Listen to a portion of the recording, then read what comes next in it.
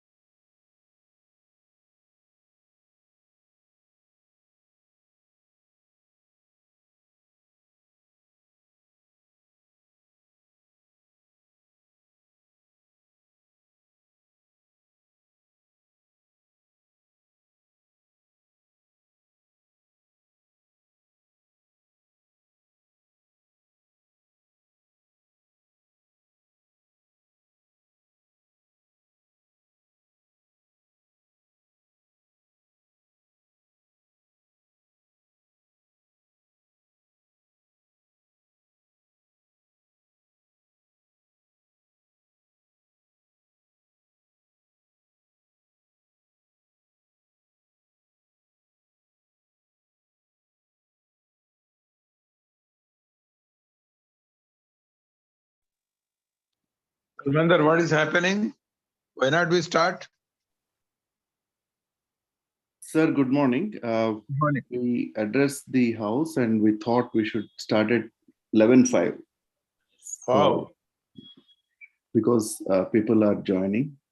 Many have joined at that time, hoping that few more may join. So 11:05. Now we can join. Diksha, you can start the recording.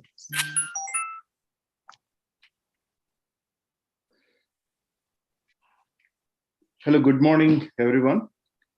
So this is module 2 pre-work session. So we'll be going through the content that we have received from Dr. Walter. I think Monday itself, you all have received that content and hope you have gone through that also. So what we'll do is we'll go through them one by one. So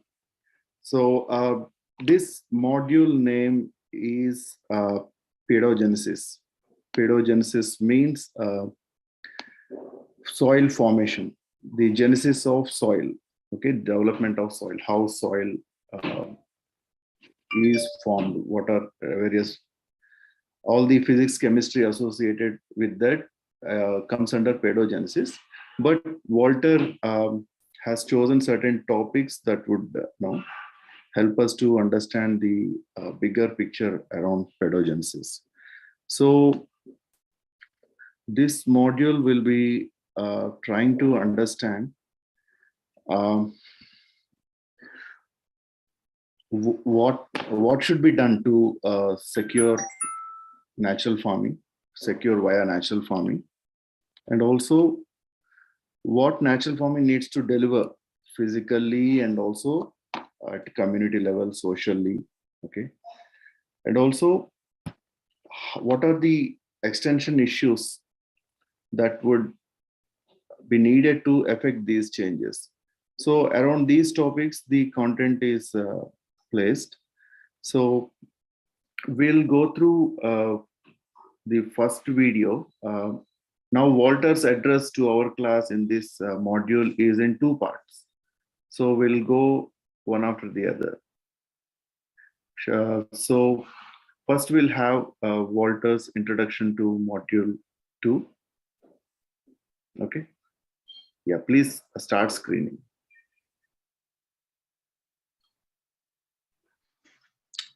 Good morning again, and this is the 3rd module in our masterclass looking at natural farming and how do we apply it in India to secure its future.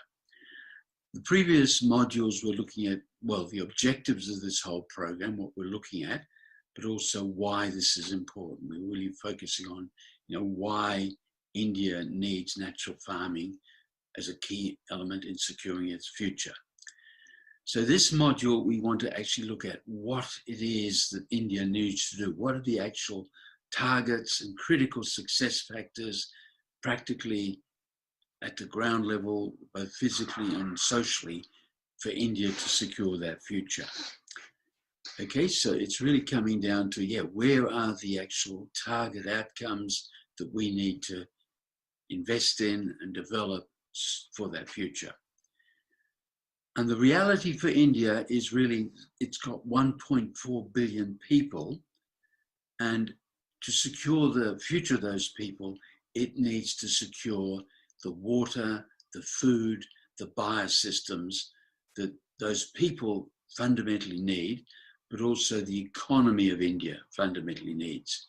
We've got to recognize in a way that the future of humanity, each country, depends on the health of its ecosystems.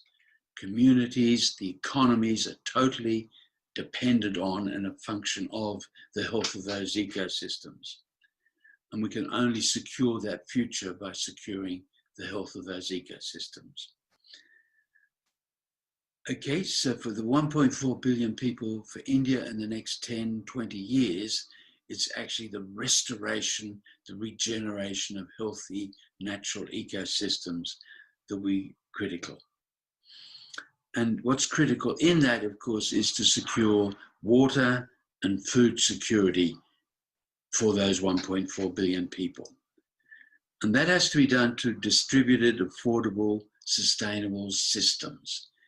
The 20th century was all about actually us building large infrastructure, national investments, but we're seeing now that basically the availability, the security, the vulnerability of those resources from those large infrastructures can often be challenged.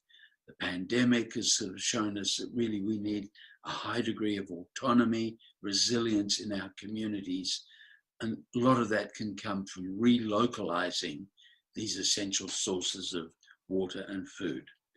And so how do we actually help regenerate local biosystems, local ecosystems to secure that? This is critical for social stability. The Arab Spring showed it that 7 missed meals may be all that separates social stability from chaos. And of course, this is essential that we actually say, look, it's not just can we grow enough food, can we have enough water, but can we make equitable access, affordable access to those resources? We're seeing now with the Russian-Ukrainian crisis, where basically, yes, there's 20 million tons of grain in Ukrainian storages, but because it's not available, for example, in Africa where people need it, we're ending up with crises, not because the food isn't there, but it's not attainable, it's not affordable, it's not available through equitable means. So that it's not just the production of the food, but it's equitable access that is equally important. When we look at the system in this way and look at India's potential, actually there's some very, very good news, because India has got an enormous strategic competitive advantage, because much of its population, up to 60%, is still based in distributed rural villages. These are towns, villages, centres all over the country. And so these villages are actually potentially critical solutions, because these are loci for providing water and food security in autonomous distributed ways, and not relying just on national major infrastructure schemes, which, as we've said before, are failing. So that whole social structure of India with these very, very many villages is actually a potentially and a wonderful and powerful advantage. But to realize that advantage, we've obviously got to develop the food water supply capacity at literally tens of thousands of individual village levels, which is of course where natural farming really stands out as potentially important.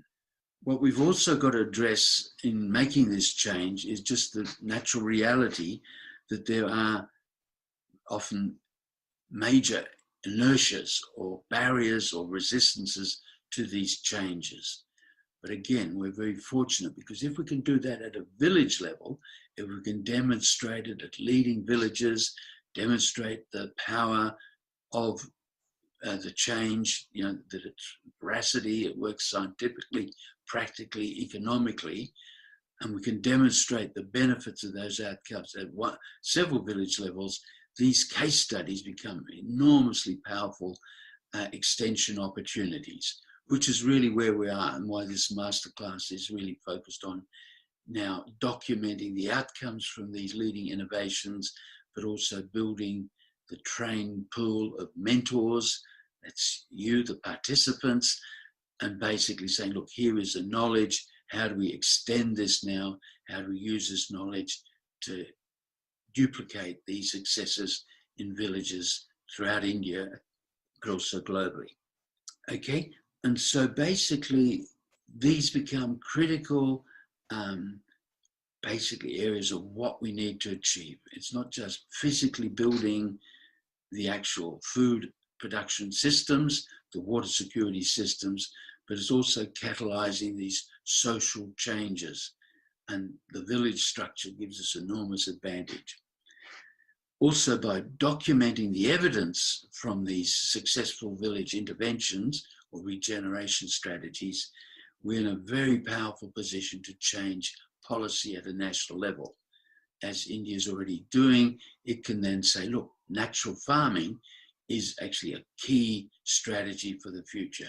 Natural farming allows perhaps India to bypass some of that failed investment strategy from the 20th century and go right into 21st century futures to say, yes, we are able to build 10,000 viable, autonomous, revitalized village economies and agroecological systems, and really meet our security needs that way, rather than relying on copying what the West has done with the massive investment and consequence it involves. So if these become the key tasks, then the question is, well, what are the actual tasks that we have for regenerating and making these changes reality within India? And physically, these basically focus on obviously maximizing the growth of plants. And again, this is really wonderful because it's that simple single statement. Okay, maximizing plant growth, because as nature has shown us, it's really plants, the drawdown of carbon from the air through photosynthesis, the combination of CO2, water, sunshine to make sugars, plant sugars through photosynthesis, is a single process that we too must maximize to secure our future. And of course, the issue there is, yes, we can grow plants, but as India's already demonstrated, and as actually natural farming is demonstrating so effectively in India, it's not a matter of accelerating the speed of growth or the amount of growth, but it's the actual longevity of green growth.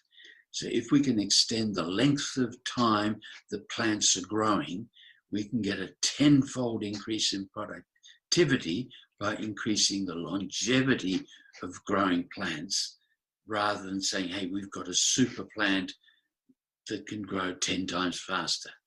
All the work in the Green Revolution, at best we were able to get a 30, 40, 50% growth response. But basically, we can get 1,000% growth response, a 10-fold increase in productivity by increasing the longevity of green growth. Growing plants 365 days of the year, rather than the 36 or 40 days that plants are actively growing at the moment following rain.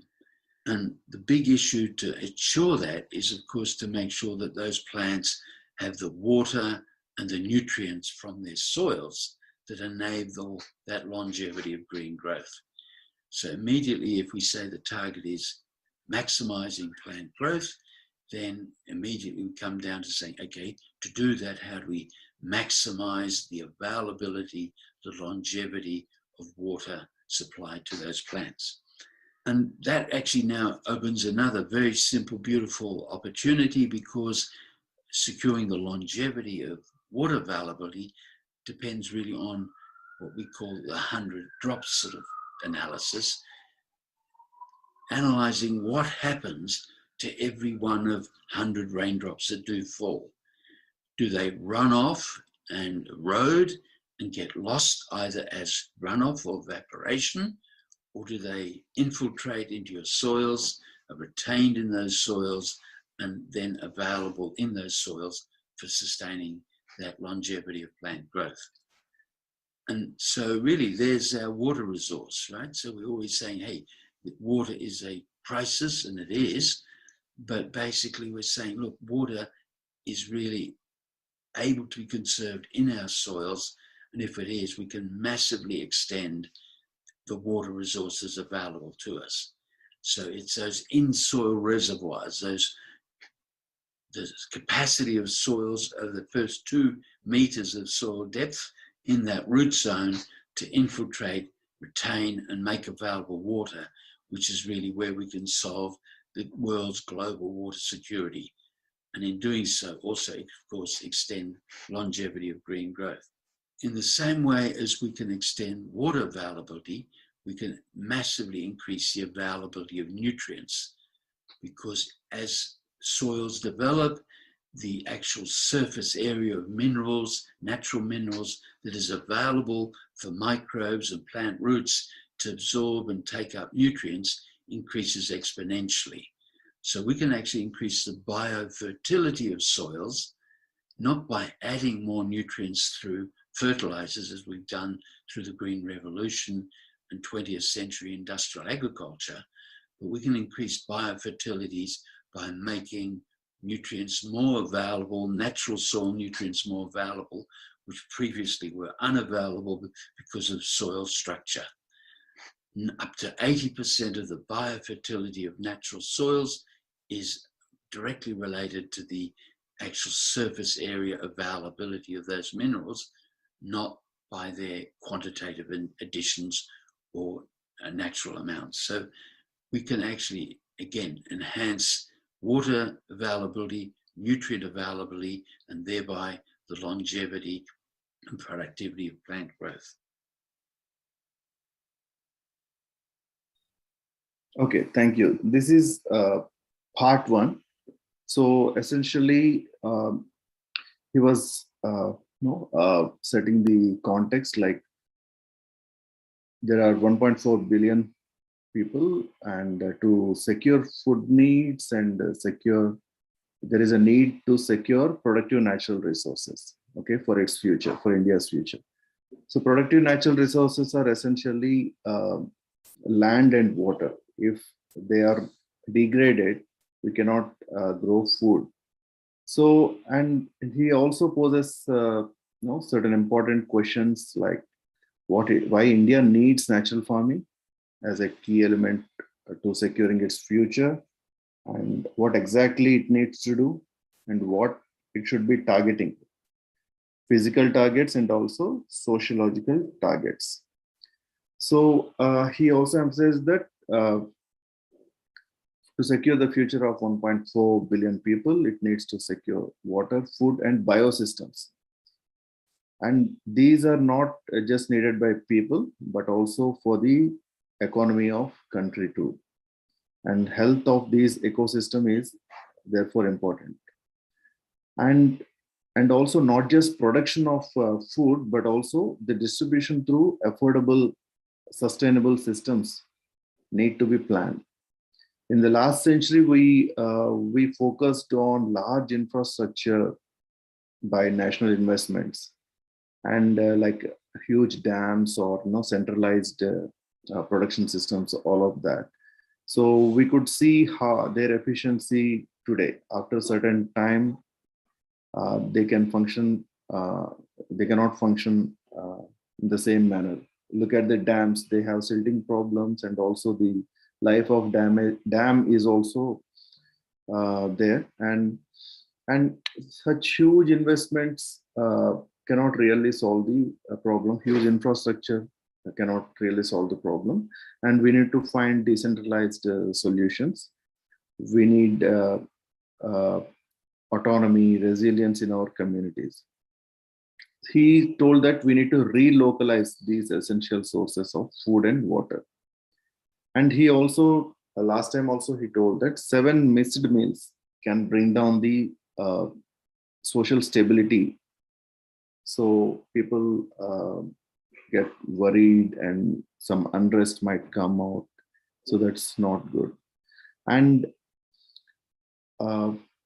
also he is telling that not just productive resources, but also distribution system needs to be there. And also he told that India has tremendous potential because tremendous potential to launch this new system, because 60% of its population is still distributed in the villages. So, and what he was calling for action is that we need to document these outcomes, whatever we are trying, and we need to train a pool of mentors, participants in this case. You are all considered as mentors in this whole exercise. And such outcomes need to be replicated at various places, and social changes need to be catalyzed, and then changing national policy. So village structure gives a lot of advantage, is what he is suggesting. So what tasks are really required? Means, so what needs to be done on ground is that he called for maximizing plant growth in terms of more longevity. Okay, longevity of green growth, not a growth response. It's not about how soon you can finish the life cycle of a crop, short duration crops, all of that, or through fertilizer additions, how can you make a plant grow quickly? It should not be the approach, but rather it should be how long can you maintain green cover on soil. The longevity of green growth is what he was emphasizing. And for ensuring the longevity of green growth, more water needs to be there. So water needs to be understood. So he was trying to compare last century's infrastructure-based water distribution, water management system to the potential of soil. That is, he's calling in-soil reservoirs, ISRs. So soil has a lot of potential to store water at root zone depth, 2 meters, top 2 meters of soil can hold a lot of water. Once the soil reaches that situation, it can sustain the growth of crops throughout the year. So that is how, if you change the soil, you will be able to grow crops throughout the year as per our 365 DGC model.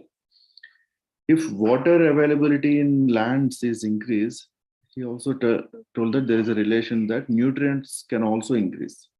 So the biofertility of soil will also increase. So most of the unavailable. Bijay, please mute yourself.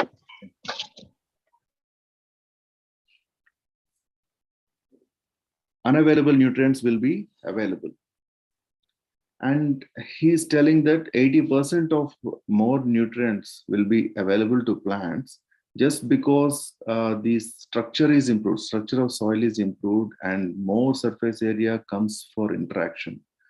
And this is not simply comparable to what you add as fertilizers.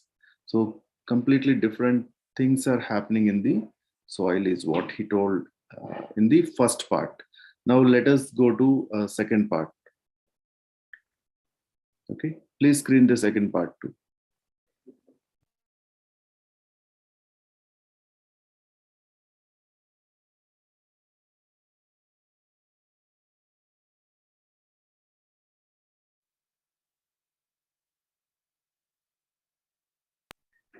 In doing so, of course, we can also enhance the microbial ecology of that soil microbial root interface, which actually drives the whole natural vegetative growth pattern and the pedogenesis or the soil forming processes.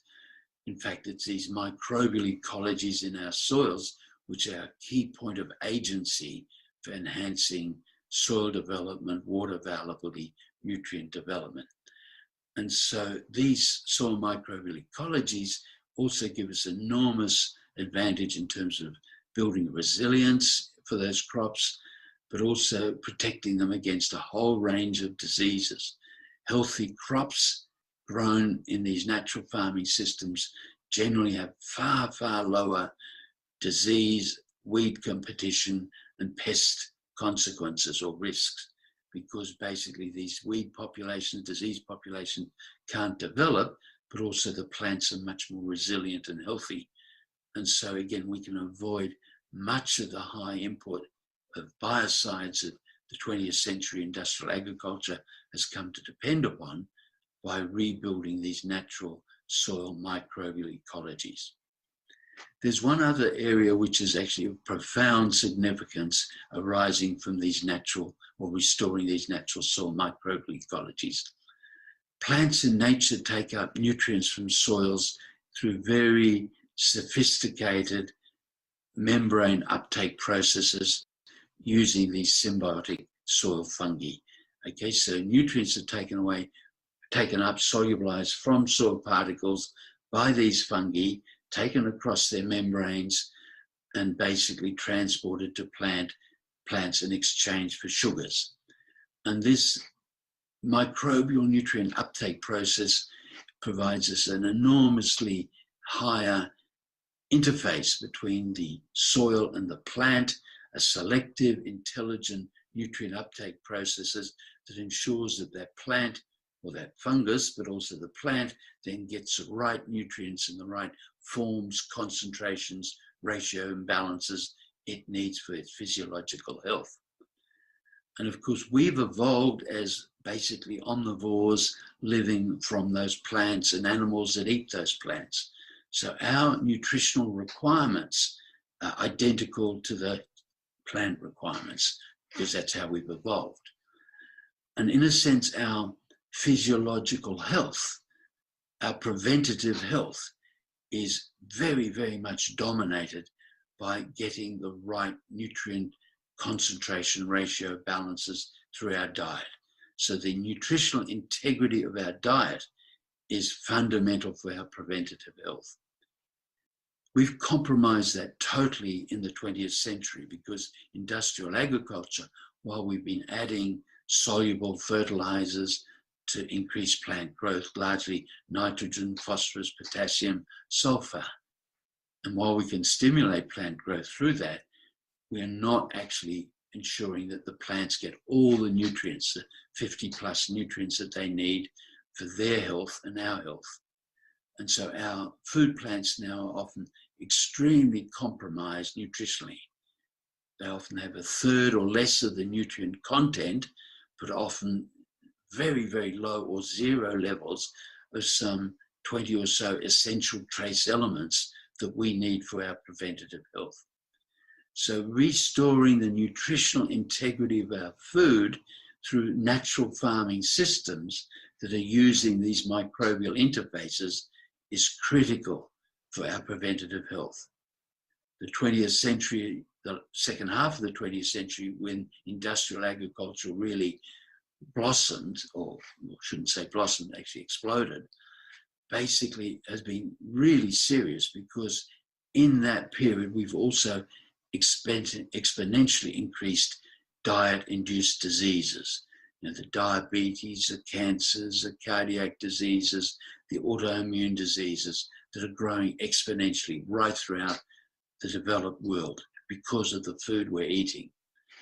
And so the 21st century, we have to again change this radically. At the moment, basically, the disease industry that we've fostered through this adulteration of our food is going to cripple society's economies. You know, there's a $20-30 trillion a year industrial disease industry that has been fostered through this lack of nutritional integrity in our food. And we've got to reverse that because countries in the 21st century won't be able to afford the consequences. So natural farming and these natural practices for growing plants are going to be critical in meeting nutritional integrity standards for the future, but most importantly, meeting social preventative health outcomes and benefits. And nations will actually prosper or, you know, basically degrade very much on those health criteria. And natural farming and the extension of natural farming by improving the nutritional integrity of that food is a really critical solution that can address that naturally, simply, and in time. By relocalizing agriculture at that village level and introducing natural farming at that village level, we're also in a powerful position to redesign supply chains. At the moment, our agriculture is dependent on vast internationalized, globalized supply chains of, you know, fertilizers, biocides, cultivation, irrigation equipment, etc. And of course, the costs of those input supplies run by often major multinational companies are crippling smaller, poorer economies.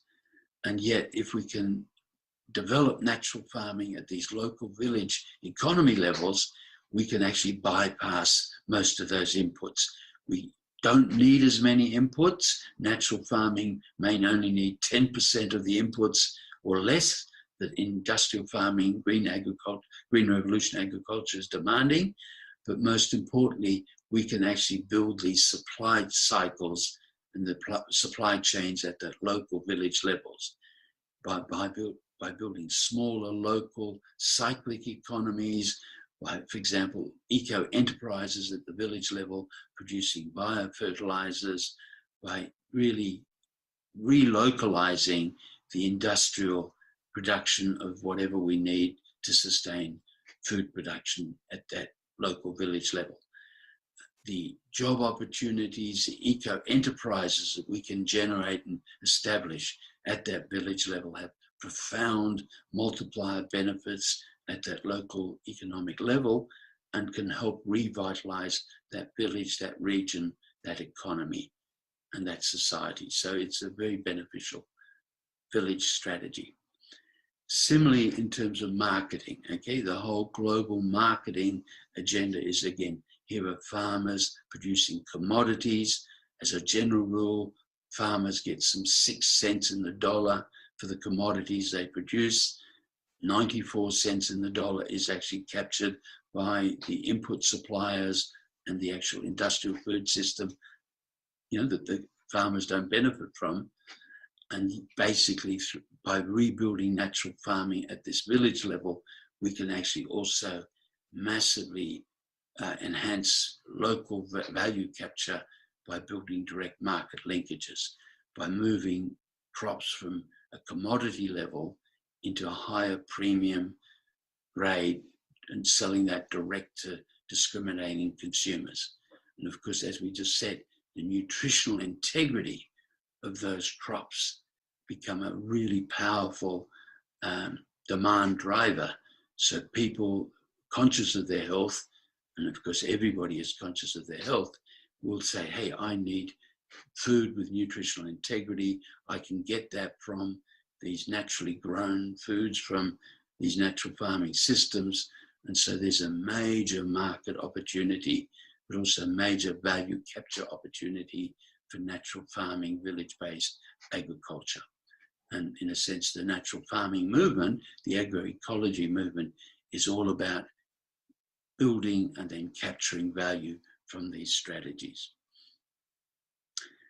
Okay, so these are basically very, very important physical, in a sense, targets or signals of what we need to work towards. So it's not just natural farming, growing plants, but it's actually building the whole social revitalization, the social resilience, the social empowerment through natural farming. And it's the village level, or the village becomes then the fulcrum, the basis where we can most effectively catalyze these changes. Catalyzing these changes is actually then the third big challenge of what we have to do. While natural farming in India, the outstanding work that Andhra Pradesh and the Women's Self-Help Group and what have you have been demonstrating, while those outstanding cases are really outstanding, but also demonstrate the scientific and economic veracity of these things, what we now need to is extend this much wider. So it's not just doing so many villages in Andhra Pradesh, extending beyond the 1 million women farmers that are doing it now already in Andhra Pradesh, but going out throughout India and in fact globally with these strategies. And for that, we need actually an extension strategy. And a key part of that extension strategy is we've got to document the evidence. Document the evidence scientifically. Yes, here's the scientific veracity of the processes, but also here are the actual data, the return on investment, the performance data that demonstrates that, yes, these things are very, very viable and beneficial and critical for the future. Okay, so we need those evidence. We need that evidence of the strategic benefits, not just the on-farm benefits, but okay, this is how nations can have water security, food security, social stability, really critical issues as the conventional economic system becomes under stress. And also from a point of view of the pandemic, these are the strategies that actually give local resilience, local disease resistance capacity to communities. Because as we sort of said, up to 90% of our preventative health depends on the nutritional integrity of the food that we're eating. So these strategic benefits become very, very important. To help drive these, we also, in this natural farming exercise, need to define new metrics. Okay, metrics are really performance measures, critical measures of the values that we are actually creating. At the moment, metrics are very much based on financial, short-term, opportunist measures, things like return on investment, yields, etc.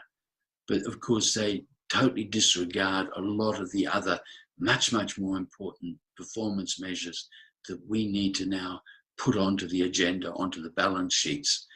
At the moment, in a sense, we're subsidizing our existing poorly performing agriculture, in the case of India, with energy subsidies, the cost with fertilizer subsidies.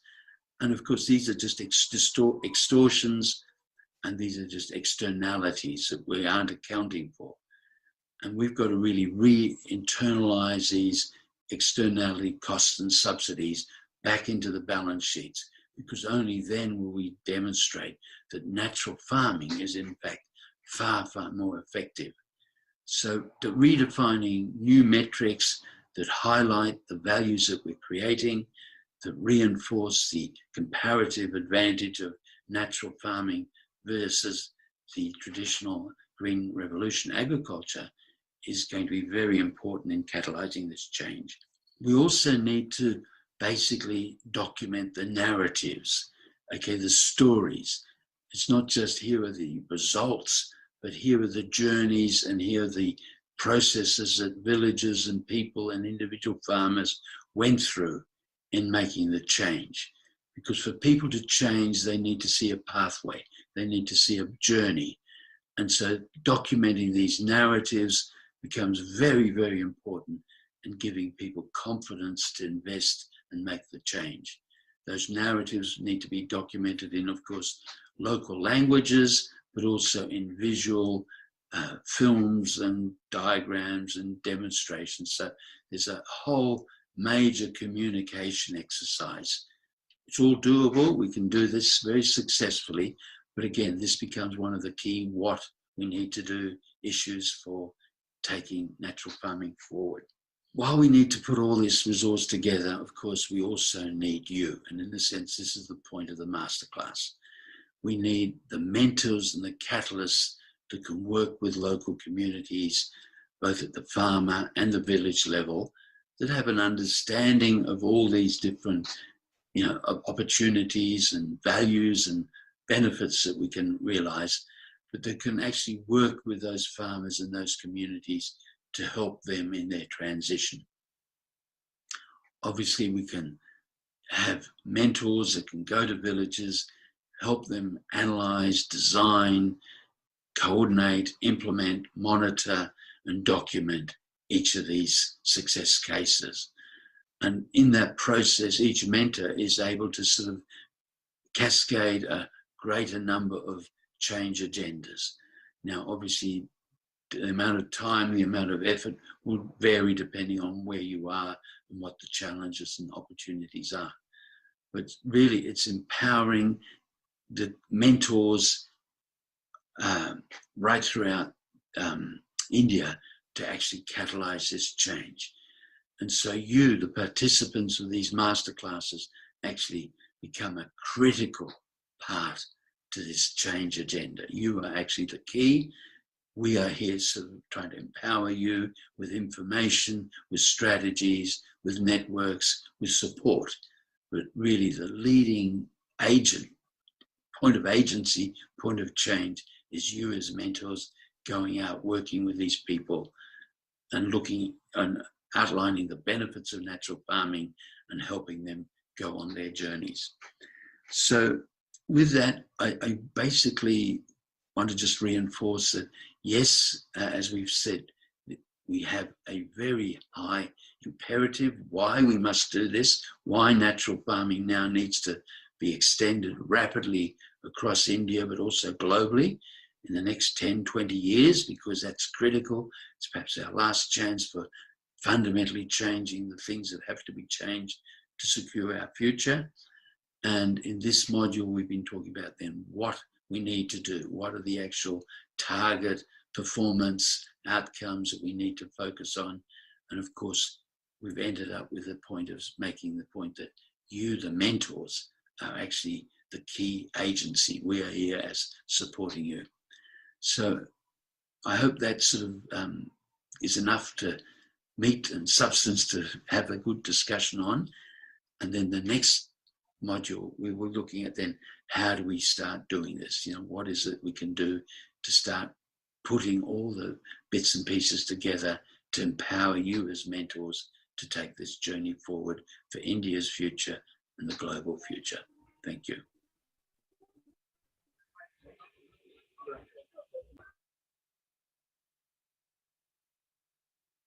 Yes, thank you. So if anyone has any questions, please put them in chat box. Okay, so we'll address that later. But we'll keep collecting all that you require.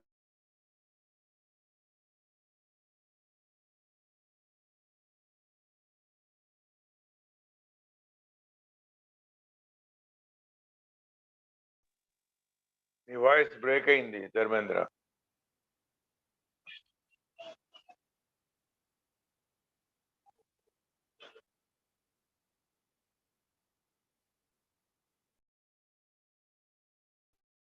Can you hear me? Now yes, now yes. For the last 1 minute, last.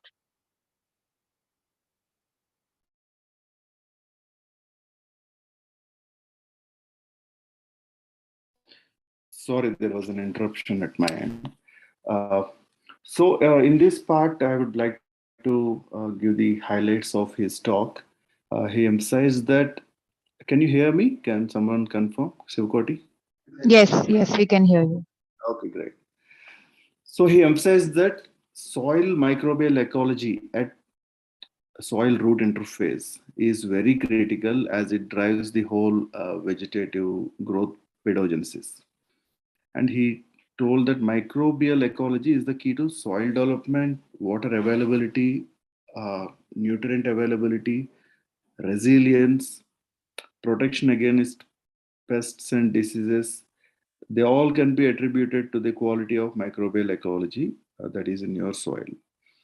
And he mentioned one important process, that how nutrients are taken up by soil in conventional system and in a biologically rich system, soil system. So he is telling that plants, human nutritional requirements are similar to plants' nutritional requirements. So plants take the nutrients with the agency of fungal membranes. So fungi, what they do, they connect plant roots, and on the other end, they are connected to soil surfaces.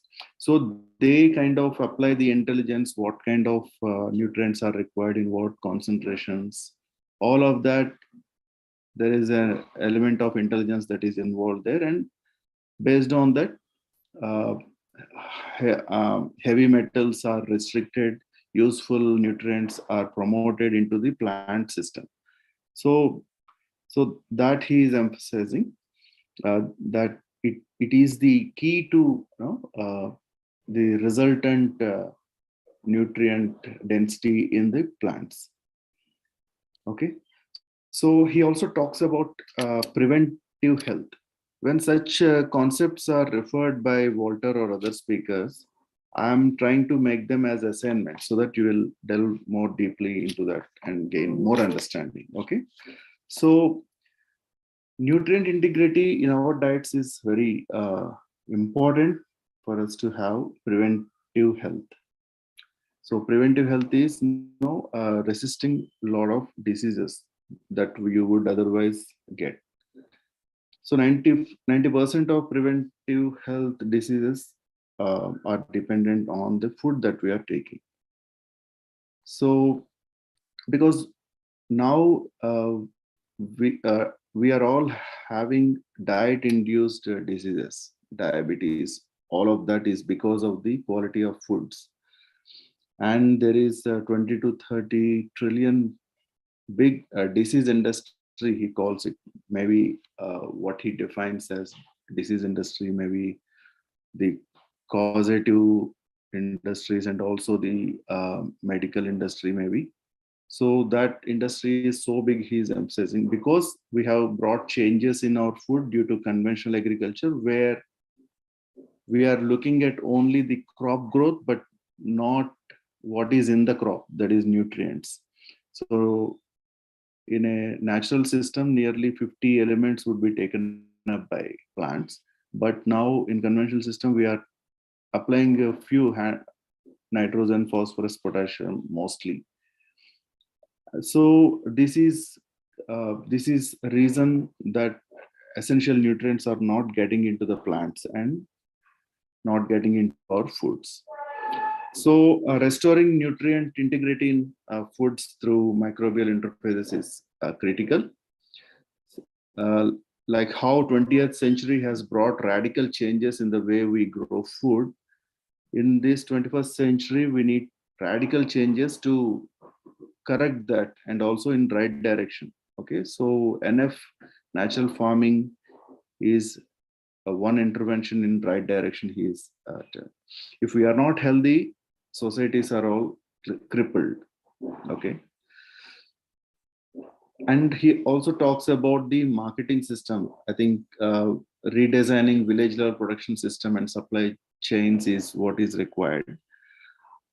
There should be a promotion of circular economy, and otherwise there are market linkages with MNCs in input and output linkages, all of that, where the producer gets less than 10% of what the final consumer pays.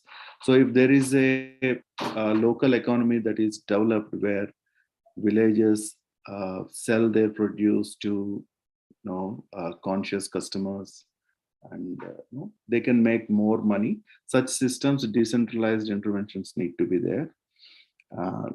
And one example I would like to give from my end is that, for example, if we have to secure village economy, and it is not possible if all the farmers are depending on external inputs. For example, in a village of 1,000 acres, if each acre per year is consuming 10,000 rupees on fertilizers or pesticides, each year 1 crore would be gone from that village. So if that is happening every year in every village, you cannot expect village economy to uh, stabilize or develop. So decentralized and circular economy related interventions need to be there. So he's telling NF is not about just growing foods, it is building social capital, social revitalization, social empowerment. All of this can happen.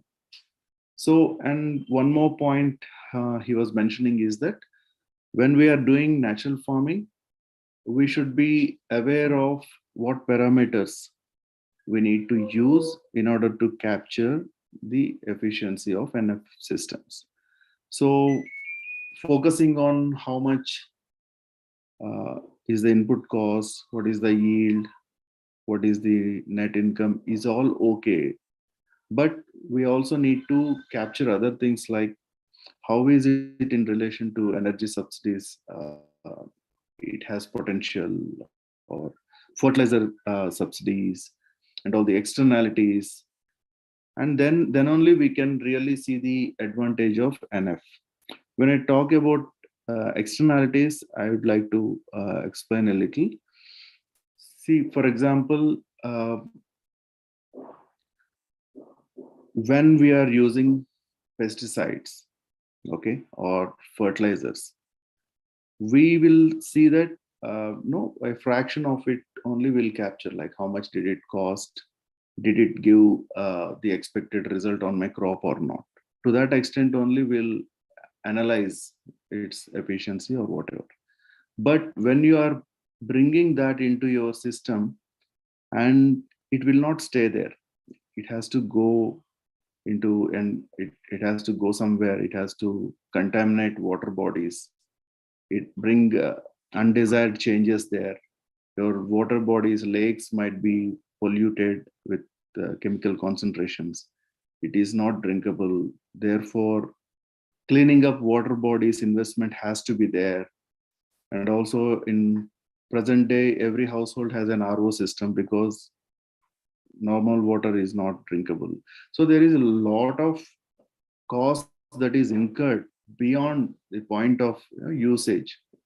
Apart from your field, a lot of money is being invested to clean up the systems. Okay, so if you count all of that, these are risking our future and also costing us a lot. So these are not sustainable. We have to look at the macro picture of all the components that are in the current agriculture system, and we should try to see the footprint is smaller and also has restoring potential. So these are some of the examples of externalities. You can think in these lines and come up with your own analysis also. And what he is calling all of you for action as mentors is that you have to document all this. Okay, the efficiencies, what changes are happening, the social intervention results, all of that, the narratives, stories, how villages and farmers are changing, and you have a role in catalyzing that change.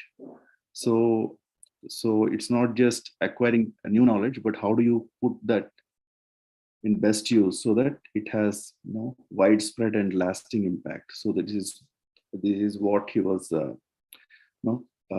explaining in the part 2. Okay, so if you have any more points that I have missed or you did not understand, you can raise them. Yeah, natural farming can.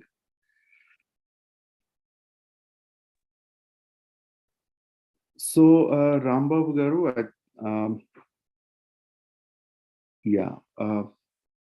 so what he might be explaining is that Rambabu sir's question is, natural farming can increase longevity of plant growth by 10 times when compared to industrial farming, which is 30 to 40% faster growth, he told. Okay. Yeah, Walter first video lo వచ్చింది sir ఈ ప్రస్తావన, అది I could not understand properly. See, what he was probably meaning is that because of natural farming, you are now able to grow a lot of crops throughout the year in every month. Okay, otherwise your cropping season was restricted to only few months in the rainy season. The other months soil was left bare. Now that natural farming has changed the soil and is able to support crops at any season, so the crop longevity on the soil, presence of crop on a particular land is increased by so many times. He was referring that. Otherwise, lands were not supporting crop growth unless they are plowed or fertilized. దాని continuation లోనే ఆయన ఇది green revolution, దీని వల్ల ఈ chemical industrial farming లో 30 to 40 days 40% ఏదో అని అన్నారు. అది అంత స్పష్టంగా రాలేదు. Faster growth of crops he was talking.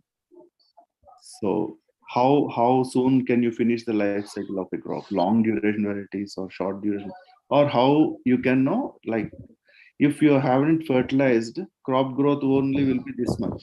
If you have fertilized, it will grow few inches taller. So that is how 40% faster growth you are reaping through chemical fertilizers.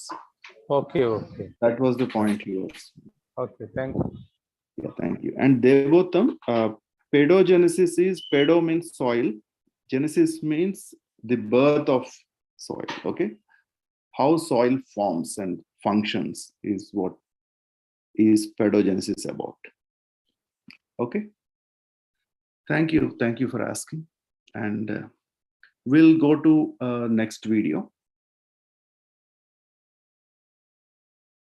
Yeah, this is PM Modi's address on the importance of soil.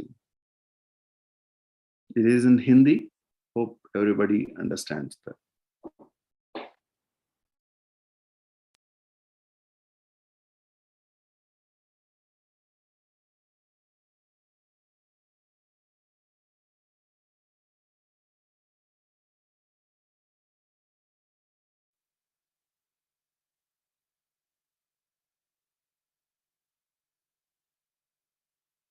साथियों, मिट्टी या ये भूमि हमारे लिए पंच तत्वों में से एक है। हम माटी को गर्व के साथ अपने माथे से लगाते हैं। इसी में गिरते हुए, खेलते हुए हम बड़े होते हैं। माटी के सम्मान में कोई कमी नहीं है। माटी की अहमियत को समझने में कोई कमी नहीं है। कमी इस बात को स्वीकारने में है कि मानव जाति जो कर रही है उससे मिट्टी को कितना नुकसान हो रहा है, उसकी समझ का एक गैप रह गया है। और अभी सदगुरु जी कह रहे थे कि सबको पता है समस्या क्या है। हम लोग जब छोटे थे तो सिलेबस में, किताब में, एक पाठ्यक्रम के में एक पाठ पढ़ाया जाता था। गुजराती में मैंने पढ़ा है, बाकियों ने अपनी भाषा में पढ़ा हो शायद। कहीं रास्ते पर एक पत्थर पड़ा था, लोग जा रहे थे, कोई गुस्सा कर रहा था, कोई उस पर लात मार देता था। सब कहते थे देखिए किसने पत्थर रखा, कहाँ से पत्थर आया, दे समझते नहीं वगैरह। लेकिन कोई उसको उठा करके साइड में नहीं रखता था। एक सज्जन निकले, उनको लगा कि चलो भाई सदगुरु जैसा कोई आ गया होगा।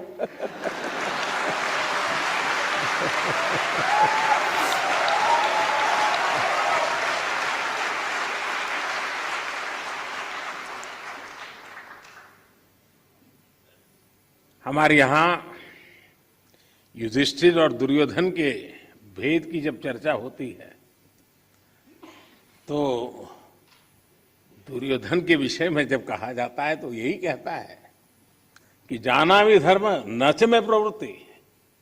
मैं धर्म को जानता हूं लेकिन मेरी प्रवृत्ति नहीं, मैं नहीं कर सकता हूं। सत्य क्या है मुझे मालूम है, लेकिन मैं उस रास्ते पर नहीं चल सकता हूं। तो समाज में जब ऐसी प्रवृत्ति बढ़ जाती है तो ऐसा संकट आता है तो एक सामूहिक अभियान से समस्याओं के समाधान के लिए रास्ते खोजने होते हैं। मुझे खुशी है कि बीते 8 वर्षों में देश ने मिट्टी को जीवंत बनाए रखने के लिए निरंतर काम किया है। मिट्टी को बचाने के लिए हमने 5 प्रमुख बातों पर फोकस किया है। पहला, मिट्टी को केमिकल फ्री कैसे बनाएं। दूसरा, मिट्टी में जो जीव रहते हैं जिन्हें तकनीकी भाषा में आप लोग सॉइल ऑर्गेनिक मैटर कहते हैं, उन्हें कैसे बचाएं। और तीसरा, मिट्टी की नमी को कैसे बनाए रखें, उस तक जल की उपलब्धता कैसे बढ़ाएं। चौथा, भूजल कम होने की वजह से मिट्टी को जो नुकसान हो रहा है उसे कैसे दूर करें। और पांचवा, वनों का दायरा कम होने से मिट्टी का जो लगातार क्षरण हो रहा है उसे कैसे रोकें।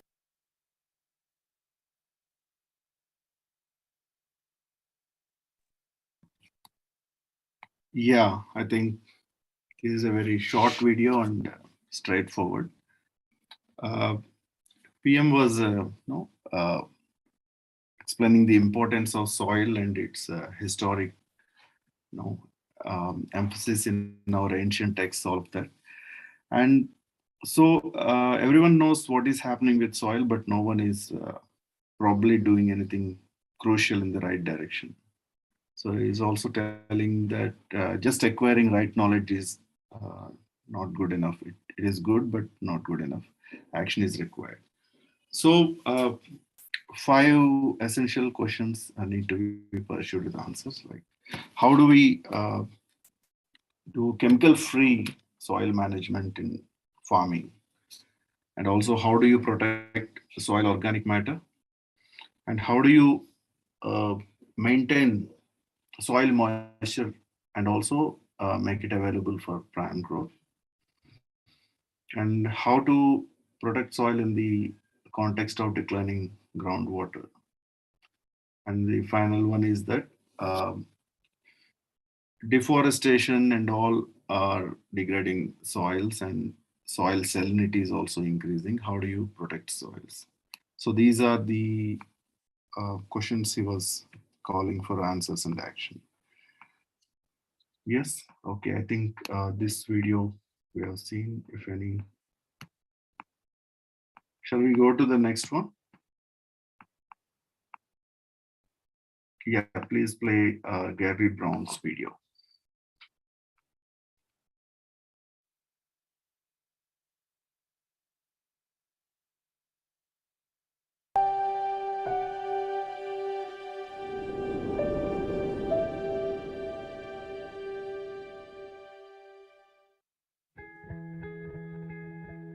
I learned to farm and ranch in a conventional type model. Tillage, use of synthetic fertilizers, pesticides, monoculture grain production. That's how I learned it. 1995 came along and we lost our entire crop in a hailstorm. 1996, we got hailed out again, lost 100% of our crop. 1997, and we dried out. It was a devastating drought that year. 1998, got hailed out again, lost 80% of our crop. Thought, oh my goodness, how can I ever live through this and continue? And I really came to the realization that in agriculture, we're trying to impose our will on nature. We're always fighting nature. I needed to change the way I saw things and work with nature instead of against her.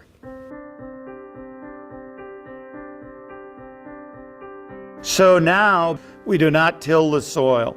We do not apply copious amounts of pesticides and fertilizers. We always have armor protecting the soil surface. You don't see bare soil on our ranch. By having these cover crops growing, I was extending the growing season. And then we were allowing the livestock to graze those cover crops, integrating cattle back onto the land. I learned to mimic nature. And now, through the work of many others, it's become known as regenerative agriculture. It's not the cow, it's the how. Every day they get moved to a new paddock, and then that grass has over a year to recover. What that's doing is it's taking massive amounts of CO2 out of the atmosphere and putting that carbon back into the soil. We increase biodiversity, it's good for insects, it's good for wildlife, we get cleaner water, and it increases our profitability as ranchers. It's a win-win-win situation. In 1991, when we bought the ranch, we could only infiltrate 1/2 inch of rainfall per hour. Today, we have proven we can infiltrate over 30 inches of rainfall per hour. This is a neighboring field. No cover crops, no livestock integration. Looks like a brick, right? And rainfall falling on this, it's gonna run right off. But rain falling on this will easily be infiltrated into this soil. We have 17 different enterprises on this ranch. That makes you very resilient, not only ecologically, but economically as well. Farmers are often blamed as being part of the reason for climate change, but they can be a large part of the answer. This is truly taking soil health, plant health, animal health, and converting it to human health. We can do this on broad scales all over the world if we apply these practices. My goal in life, my lifelong passion, is to help educate others. For the betterment of all, we can change the way we farm and ranch. Soil health directly affects every person, everywhere.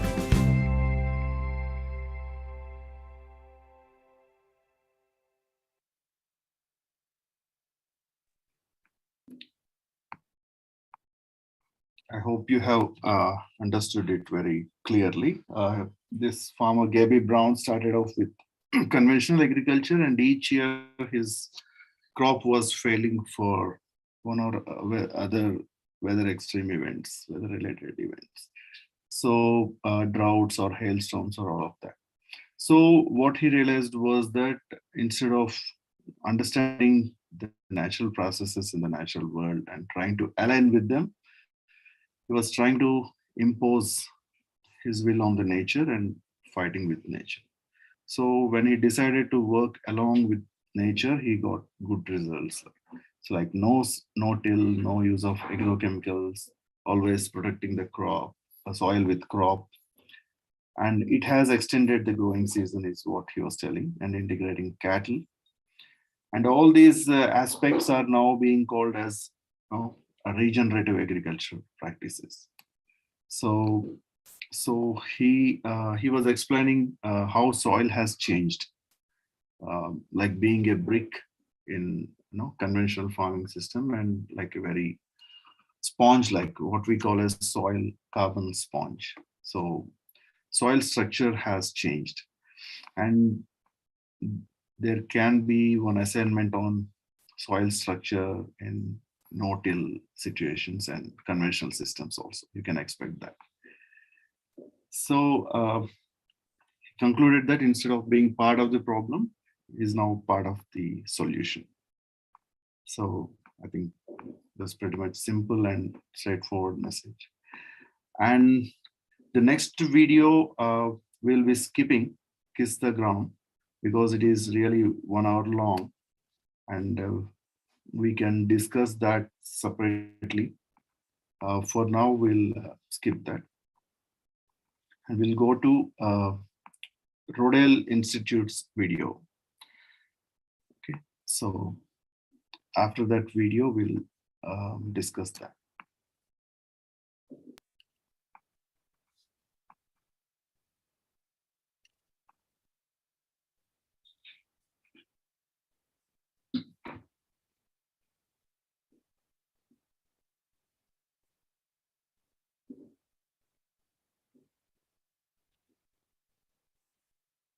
The solution to climate change might be right under my feet.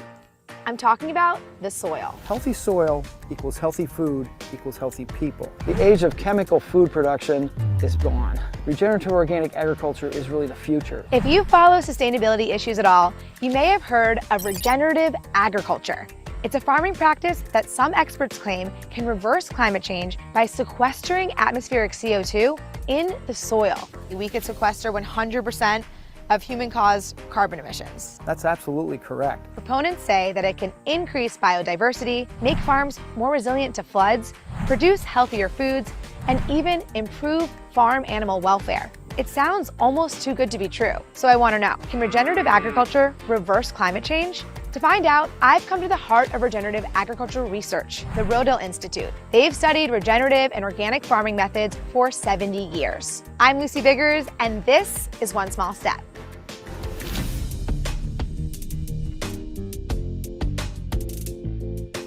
The farm where we're standing was purchased by entrepreneur J.I. Rodale in 1940. On the land, he began experimenting with farming without the use of chemicals, in a term he coined organic. In 1947, Rodale launched the Soil and Health Foundation, which today is known as the Rodale Institute.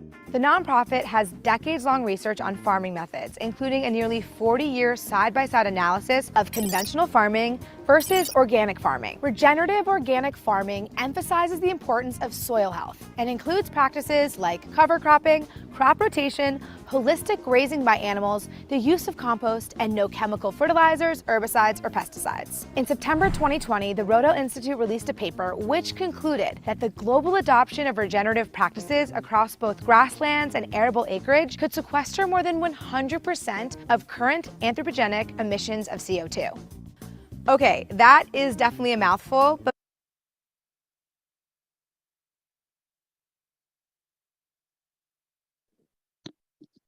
Sorry for the inconvenience. We have stopped for a minute so that the block which is present in your screen will be gone. We are disabling the transcription because the video already has transcription.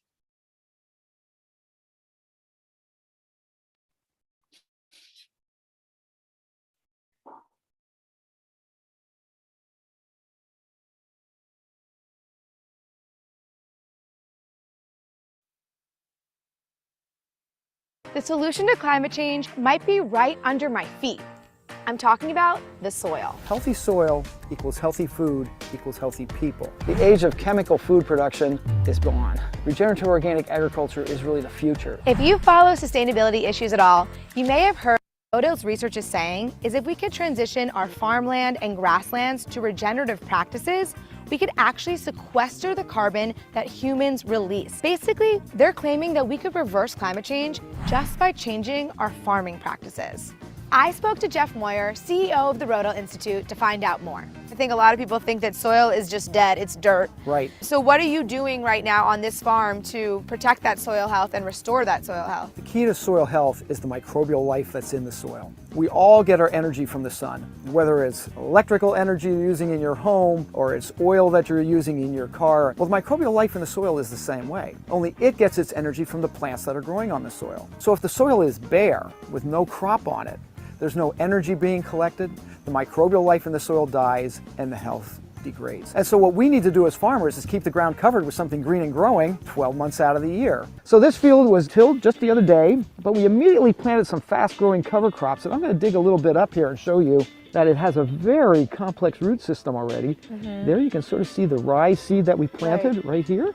Here's the rye sprout coming up, but look at all of the root structure here already. So it's collecting energy and putting carbon in the soil. The plant roots are supporting the microbial life in the soil, and the top of the plant is collecting solar energy, which is carbon, and putting it in the soil where the plant can use it. When plants use photosynthesis, they take CO2 out of the atmosphere and put some of it in the soil as carbon. Plants are so good at this that there's 3 to 4 times more carbon in our soils than in our atmosphere and vegetation. Historically, conventional farming, with its heavy reliance on pesticides and synthetic fertilizers, has degraded the soil and decreased the amount of carbon it holds. So much so that it's estimated 75% of global soils are degraded. And according to the United Nations, we only have 60 harvests left. So if this was just a conventional farm, they would just leave a field like this bare all winter? Yes, absolutely. It would just be bare. And why is that so bad? Well, again, you're not collecting any soil energy, and you're not feeding the microbial life in the soil. So even when this is gone next season, some of this carbon that was in its roots will have... Oh, the carbon will, yeah. In a couple of weeks, this thing will be covered solid with solar collectors, collecting energy from the sun and sequestering that energy and that carbon in the soil. To understand regenerative agriculture, we have to look at today's conventional farming, which took hold in the 1960s and is now the dominant way to farm in the US. Conventional agriculture relies on the use of chemical fertilizers, pesticides, and herbicides, as well as genetically modified crops that produce high yields in vast acres of monoculture fields. Over the past century, conventional agriculture has doubled farm outputs, but at a major cost. Conventional agriculture produces less nutrient-dense food, emits chemical runoff that pollutes waterways, threatening human health, and it contributes to climate change. Fossil fuel-based nitrogen fertilizers are a major source of nitrous oxide, which is a potent greenhouse gas. When we first started farming organically, and we bought this farm in 1971, everybody said you can't grow corn. But clearly you can see this field right next to us is a very lush, green, growing cornfield. Yeah. And this has been organic for the last 50 years. So this is corn that's being raised for livestock feed. This is not human consumption corn. This isn't sweet corn. But a very nice ear of corn. We have a whole field of it. So it doesn't matter if this field is 1 acre or 10,000 acres, we can do it organically. And what about pest control with organic? That's where crop rotations come in. We're growing corn on this field this year. We won't grow corn on this field next year. We're going to grow it over there.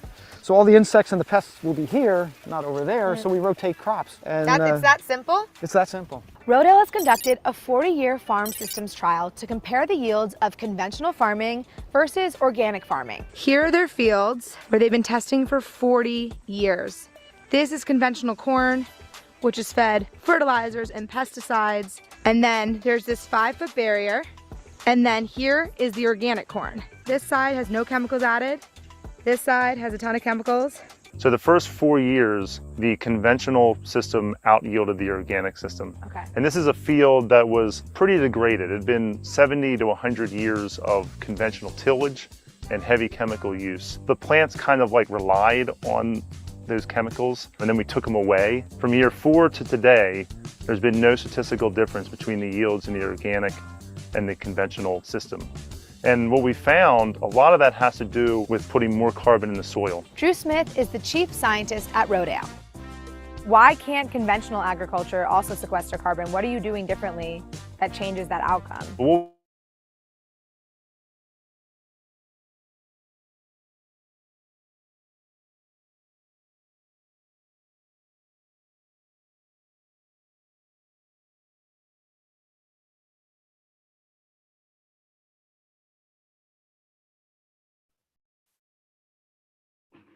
Is there a pause?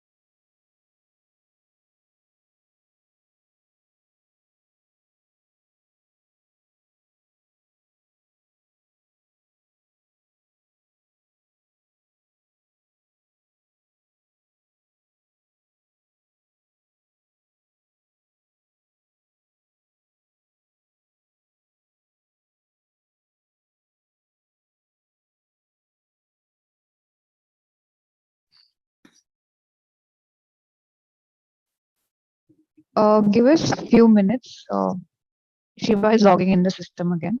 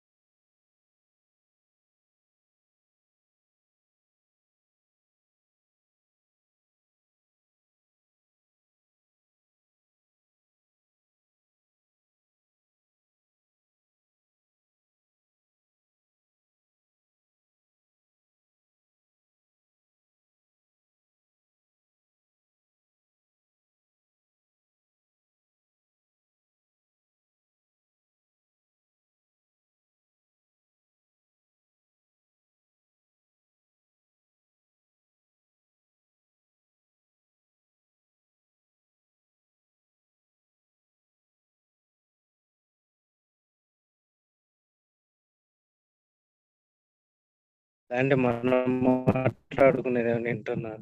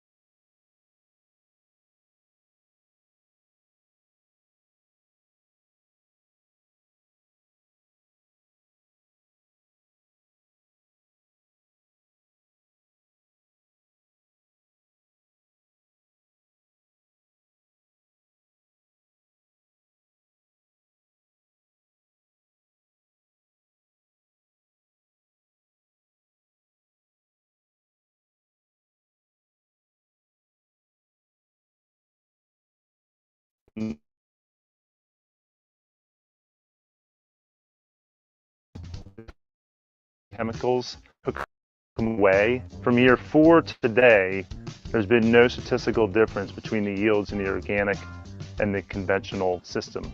And what we found, a lot of that has to do with putting more carbon in the soil. Drew Smith is the chief scientist at Rodale. Why can't conventional agriculture also sequester carbon? What are you doing differently that changes that outcome? What we found over a long period of time here at Rodale Institute in the Farming Systems Trial is that when you use synthetic fertilizers, you actually lose carbon over time. And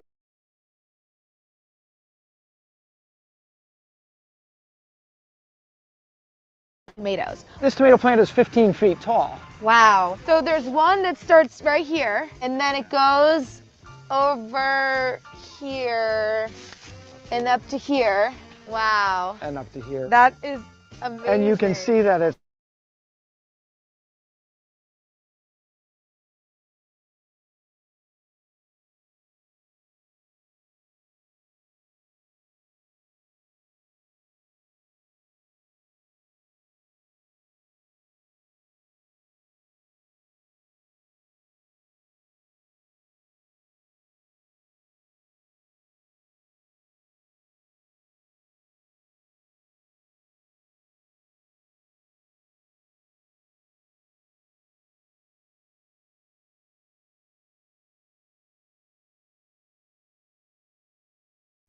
Dharmendra sir, can you make Shiva the co-host or the host? Yeah, once he joins, did he join?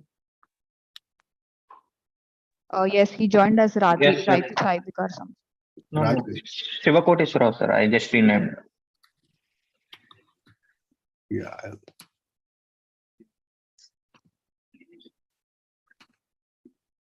Yes. Yeah.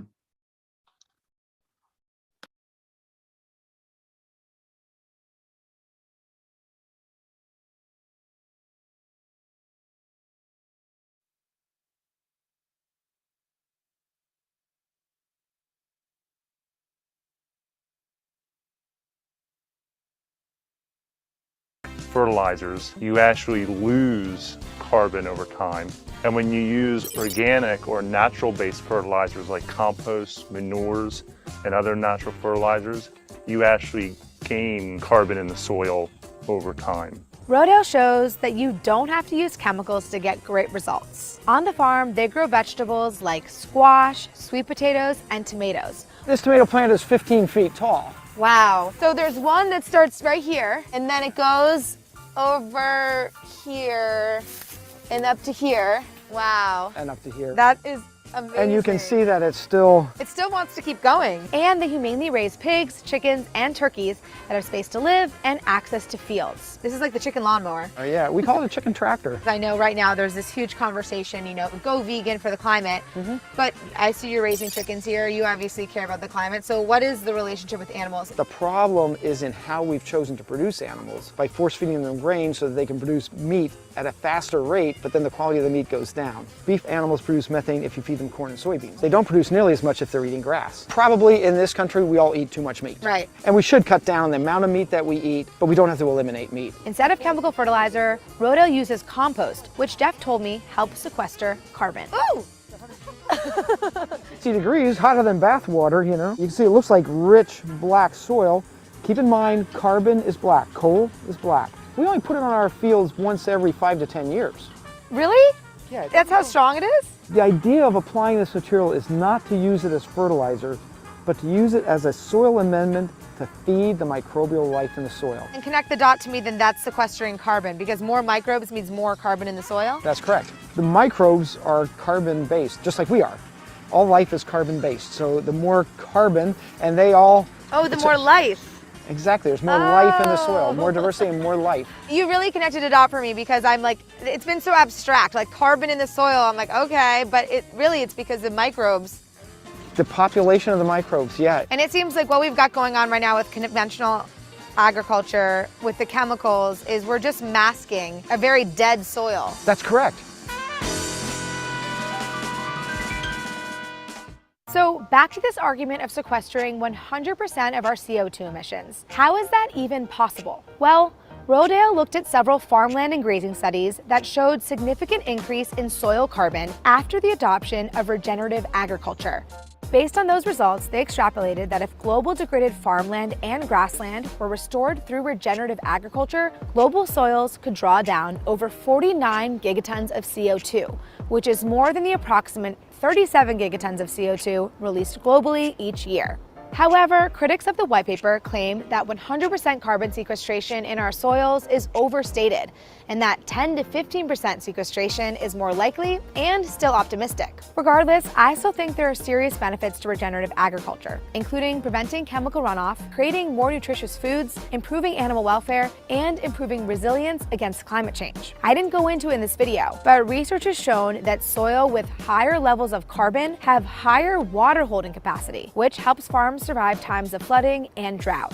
So, here's what you can do to support regenerative agriculture. First, vote with your dollar and look for this newly released regenerative organic certification, which is beginning to show up on products in stores. If you can't find them in your local store, you can shop them at regenorganic.org. Also, in February of 2020, U.S. legislatures introduced the Agricultural Resilience Act to Congress, which includes incentives for farmers to improve soil health and an increase in soil carbon research. Reach out to your House representative to express your support. Finally, the more people that know about regenerative agriculture, the better. So share this video with your friends.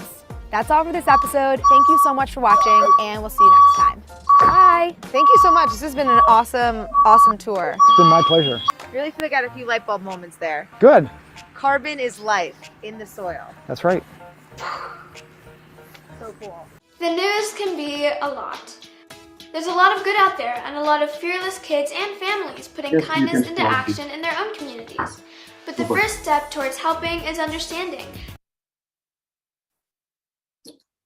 Yeah, this is about Rodale Institute's work. They have long trials, comparative trials of different production systems.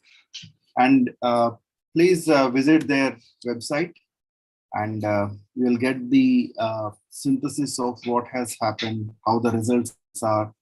So all of that, you'll get an idea. So the main points they were discussing is that what all humans have generated as carbon emissions, that can be sequestered if all arable land and grasslands can switch to regenerative agriculture. Not just that much, even greater than that. Okay, so there was some graph also in that. So the energy that comes from sun needs to be harvested regularly. So energy from sun is harvested by plants. So such harvesting should not be restricted to only one crop season. It has to be throughout, everywhere. Okay, so that the energy will flow down into food web, and all life can thrive. So their soils don't collect energy. That's sure. Okay. And they have suggested crop rotation as an effective method for pest management. I think you have to understand a little bit more on that, how you manage pests through crop rotation as one aspect of pest management. Okay, so they have also mentioned regenerative organic farming standards, organic certification, ROC. Okay, so you have to, I think Rodale has floated that kind of certification, and they got approval, all of that.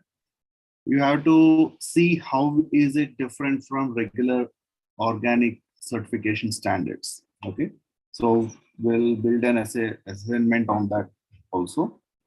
So regenerative organic versus organic. Okay, and regarding soil sequestration potential also, I think we've been using one IPCC slide. I just want to show that to you briefly.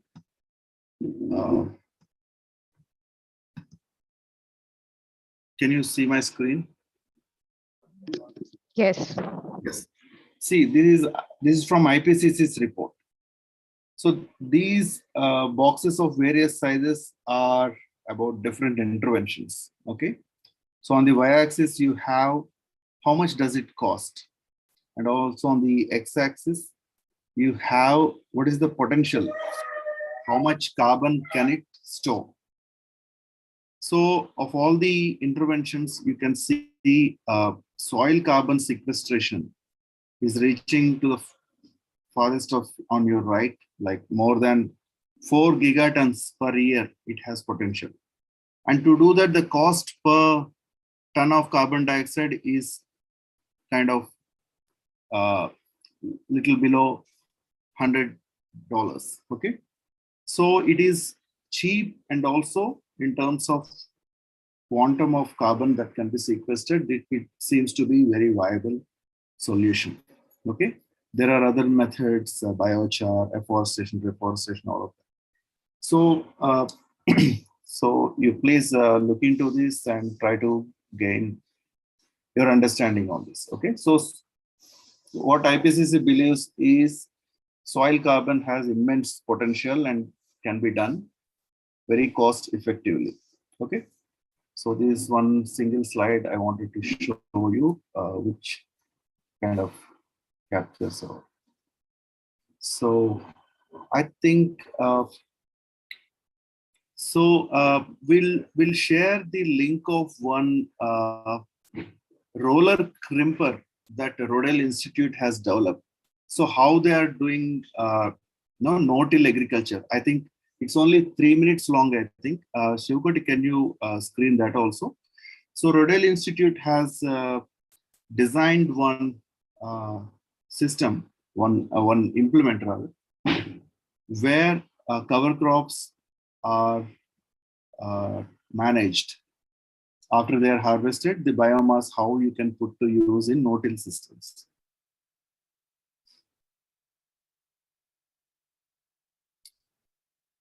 This video was not suggested by Walter, but still I'm showing this.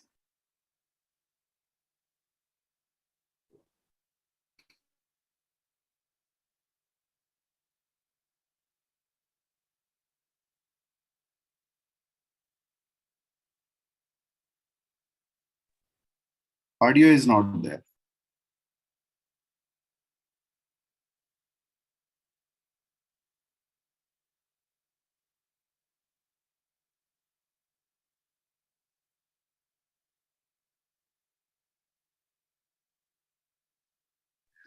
Sir, there is no audio for this. Fair enough. Continue, please.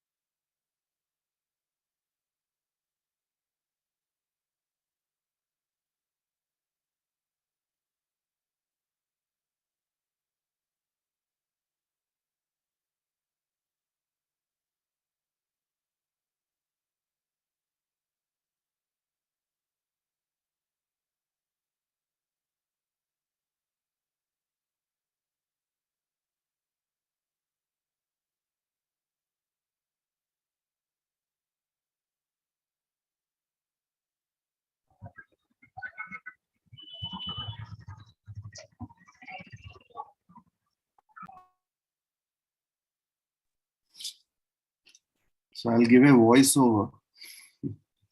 So that equipment, it just rolls over that crop, which is grown for surface mulching, and the edges of that roller breaks the main stem, so it doesn't stand up again. And now you have another seeding equipment at the end of the rear side of the tractor, where it slices a small bit of soil and drops seed there. So you have a mat, crop mat. So it's like a good mulch, and crop is also seeded there. So that is how they are managing weeds, protecting soil, and also no-till farming.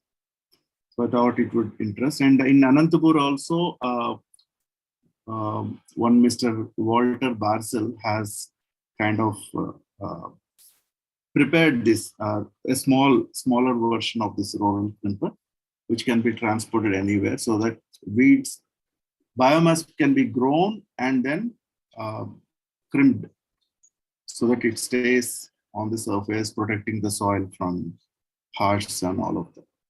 Okay, fine. So we'll go to next video.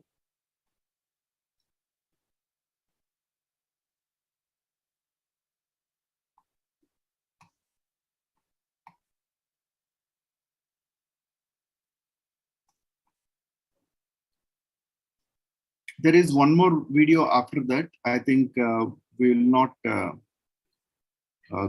screen that. We'll watch this, and the other video you watch at your end. And one more discussion I want to have about soil carbon sequestration potential. Now we have seen, or just you stop screening. I'll continue the discussion and we'll go to Fukuoka's video. So there is video, Dharmendra. This one is 9-minute video. Okay. So before that, I would like to discuss one article they have shared, sir. Oh, go ahead. Yeah.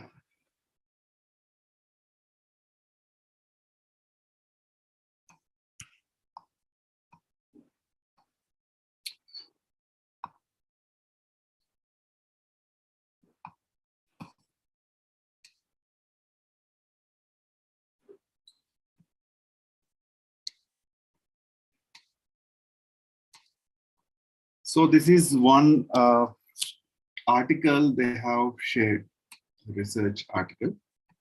So it kind of, especially people who studied soil science like Raidu sir and me will be very interesting, because all the theories or concepts that we held as core of concepts are kind of addressed or demystified, like, or questioned rather, for now. Okay, so I think new science is telling a lot of interesting things about humus. What the gist of this article is, it starts with saying a centuries old concept in soil science has recently been thrown out. Okay, so I have shown one IPCC slide where it is very cost effective and it has vast potential to store atmospheric carbon in the soil. So this article says that even IPCC is underestimating how much soil can emit CO2 also. And because there is nothing like humus staying a very long time in the soil. So they were essentially saying that earlier our concepts around humus, like since humus is a very long chained molecule, it will be very difficult to be degraded, all of that. And all our analytical things were like taking a sample out of the system and trying to study it. But now advanced instruments like X-rays and the microscopy have advanced. Without disturbing the soil, you can still look into the processes in the soil, and they kind of concluded that humus can be quickly disintegrated if right microbes are there and their enzymes are there. They are not recalcitrant. Recalcitrant means hard to be degraded, very resistant, and they cannot be degraded like that. They cannot react with others like that. So humus can be very quickly degraded. And once it is degrading means it is emitting CO2. Okay, any carbon compound that is degrading emits carbon dioxide. So long-term solutions or strategies around soil carbon will not be effective on ground, will not realize as per the modeling or estimates, all of that. So please go through this article. So,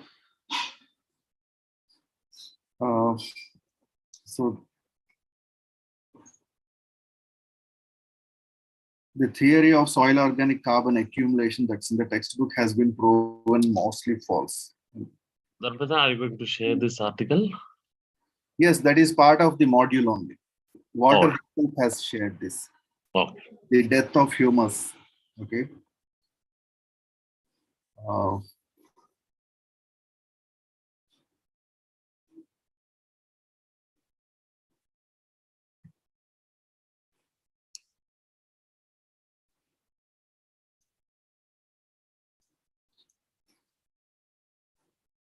So we can have a discussion around it also. So this is kind of it challenges the age-old theory around humus and soil organic carbon.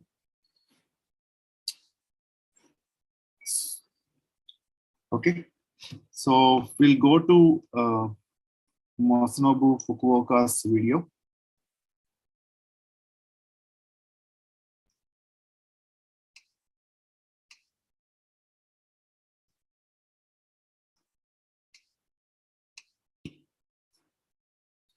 Actually, another concept also is coming. Like, for example, when another a theory or kind of explanation.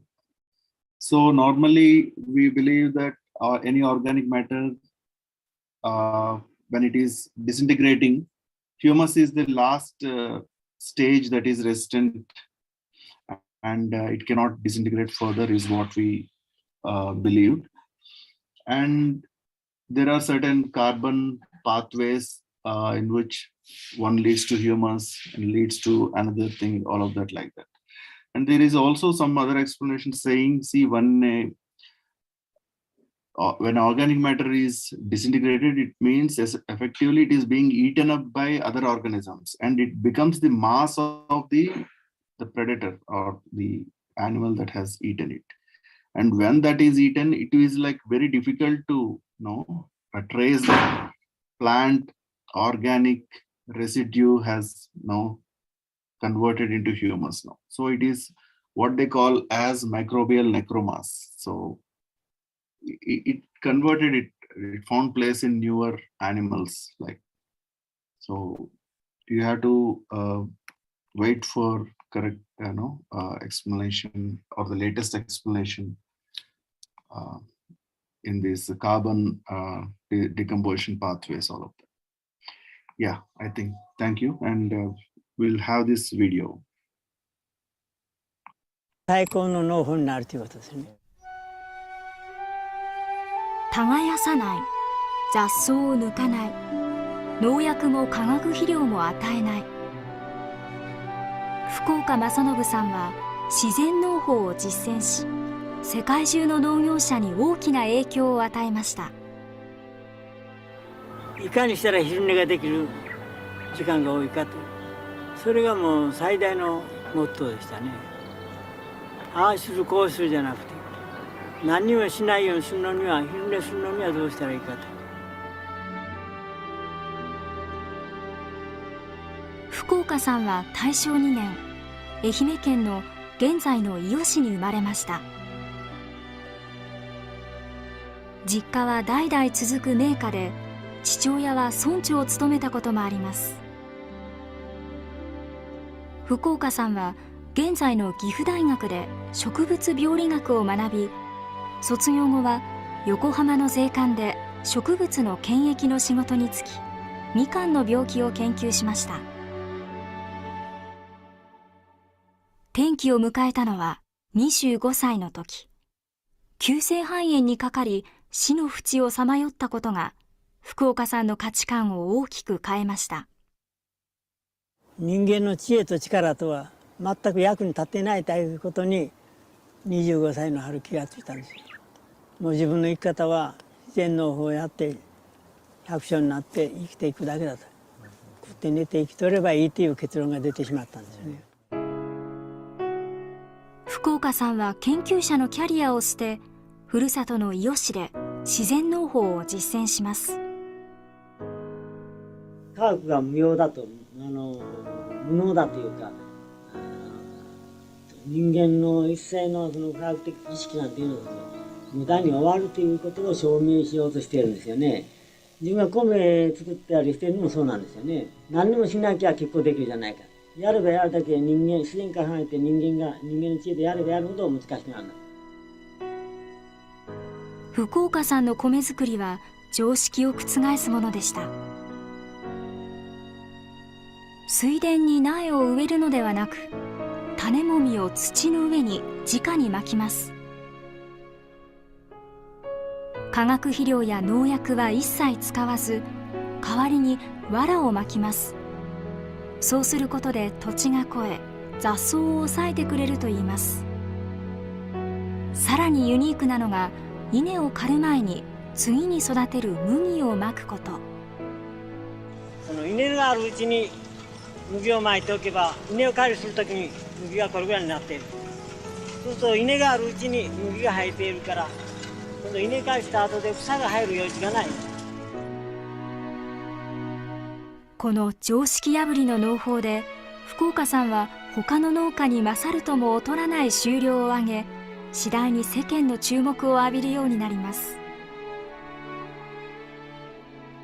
今の農法っていうのは人間の知恵でやった農法ですよね。で、弥生時代からその前の縄文時代なんかはね、人間の知恵じゃなくて、人間も自然の中の一員としての生活していたことがそのまま農業の方に及ぼす。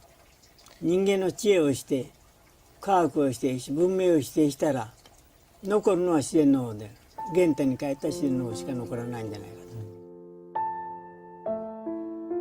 と。62歳の時、福岡さんは自然農法の経験を本にまとめました。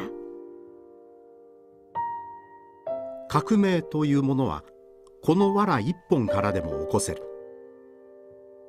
この藁は軽くて小さい。だが人々はこの藁の重さを知らない。この藁の進化を多くの人々が知れば、人間革命が起こり、国家社会を動かす力となる。藁一本の革命は世界各国に翻訳され、福岡さんの名は広く知られるようになります。国籍を問わず、多くの若者が福岡さんのもとに集まり、共同生活を送りながら自然農法を学びました。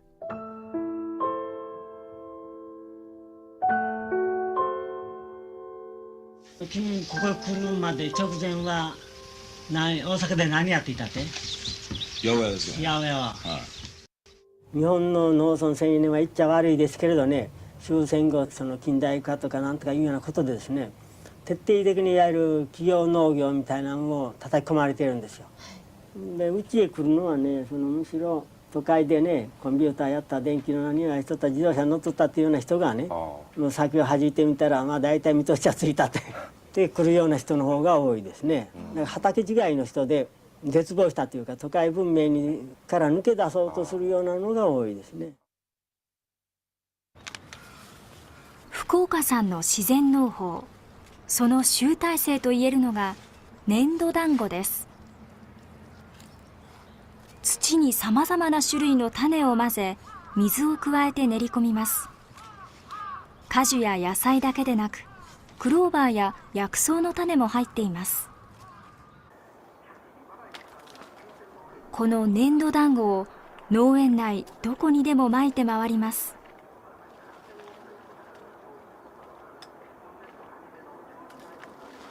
でこれをこういうところを撒いて、するとスズメが食わない、ネズミが食わない。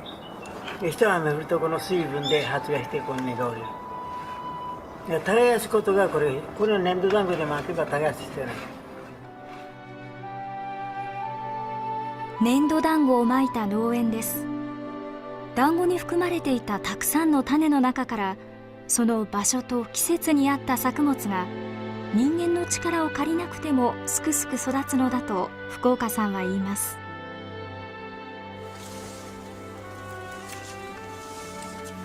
これはね、甘夏ですね。甘夏、この花はこれは大根とかカブとかね。大根なんかはできてるんですか？この大根はね、できてるかどうかわからないの。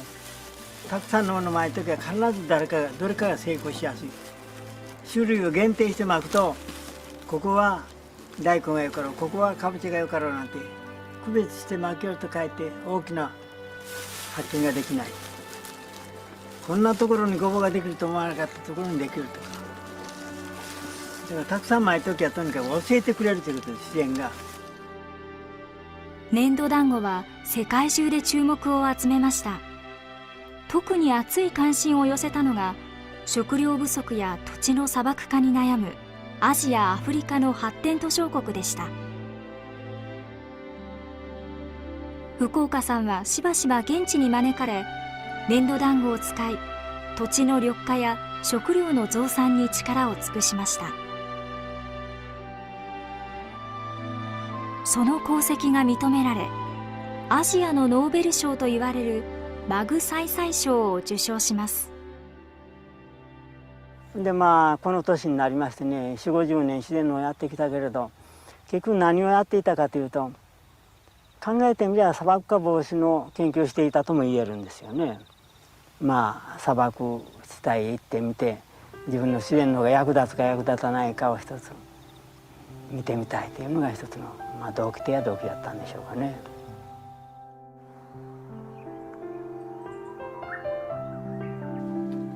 世間の喧騒を逃れ、自給自足の生活を送った福岡正信さん。自然が主役という信念は95歳で亡くなるまで生涯揺るぎませんでした。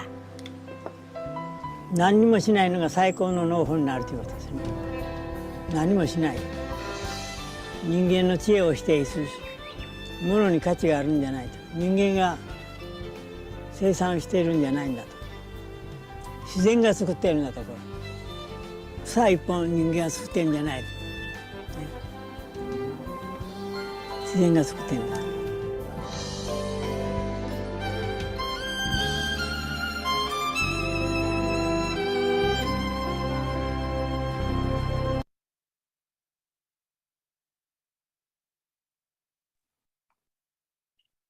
I think we all know his message since a few decades.